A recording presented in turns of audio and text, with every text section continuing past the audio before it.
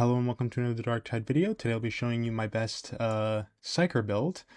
Now, as proof of concept, I'm going to kill this entire pack of Crushers. And in order to do that, you just need one full charge, like so, and then a half a charge, and then a red stem, which you can usually find around the map, and it's pretty easy because no one wants them. And you just do this a bunch of times. Now, you want to be careful about your peril because this does generate peril, but in no time, you kill an entire pack of Crushers, which you usually will see in like Havoc or even in Org games. They spawn in packs, which is really frustrating if you don't have anything to deal with it.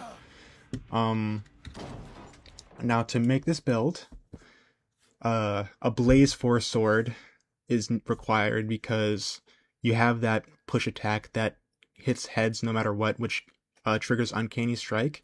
You want to dump Warp Resistance because it's useless. Carapace and Unyielding for the extra damage against them. But specifically when attacking single targets, which it's also good for. Uncanny Strike, obviously, because it can like proc on your fire staff, and also because it's really useful on your sword in general. Riposte, because critical hits actually are very good on this weapon, for a single target specifically, and it can really just, you can like two-shot Crushers if you get a lucky critical hit. For the Inferno Staff, you actually want to dump Warp Resistance. I mean, Cloud Radius, you could also dump that one, but I think that I like having the ability to hit more enemies, even if it's a little bit placebo. Now you want Flak to kill basically most enemies pretty easily, and Unyielding to kill specifically the shield guys and the Reapers because they have such a high HP pool. You can kill them really fast, and I know the shield guys can get really annoying, especially for Psyker. You want Blaze Away and Warp Nexus.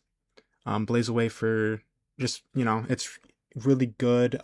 Gives you more damage, clears out trash enemies pretty easily, and Warp Nexus because you need that critical hit chance to get those stacks really fast. And I don't think you need Penetrating Flame, but you can replace it with Blaze Away. But because you already have Uncanny Strike on your Blaze Force sword, it's not really helpful. For your Curios, they're all going to be the same. Just get Toughness, Combat Ability Regen, Damage Resistance to Gunners, +5 Toughness. I think this is just the best way to run Psyker. Now for the talents, you're gonna want to take most of these. So I wouldn't take this one because it only works on melee, and you're not gonna be meleeing much. Quietude, I mean, like, you get a bunch of toughness when you regen or generate peril, and you're going to be regenerating and taking peril a lot with this, and also by charging your attacks. Soul Stealer, pretty obvious, you get a bunch of toughness. Metal, critical hits, you're going to be doing a lot of critical hits, so that'll also replenish a bunch of toughness. Perfect Timing, because it's just like extra damage for critical, and it works a lot better than Warp Rider, which only activates part of the time, so you're sacrificing like 5% damage for basically it being on 24/7, which is really nice. Perilous Combustion, this is actually really important. You want this one because it also helps a lot with, as you saw, those Crushers. It overstacks. So usually the max is 16 or 15. And when you kill like an elite, it overstacks to like 20 or something like that. If you get enough elites killed. Now you want Brain Rupture, and specifically Kinetic Flare. That also is essential if you want to be able to kill those hordes of Crushers pretty easily. But also it's just really good. Like, it's free damage on elites. Then you want to do Soul Drinker because that gives you extra crit chance and toughness, as if you needed more toughness, right? You'll be very tanky with this build. Wildfire, that's just helpful for when an enemy dies, you just starts with a little bit more fire, so you have to do less attacking. You want to go to persistence. You could do Seer's Presence, but I think that having that extra crit chance is helpful.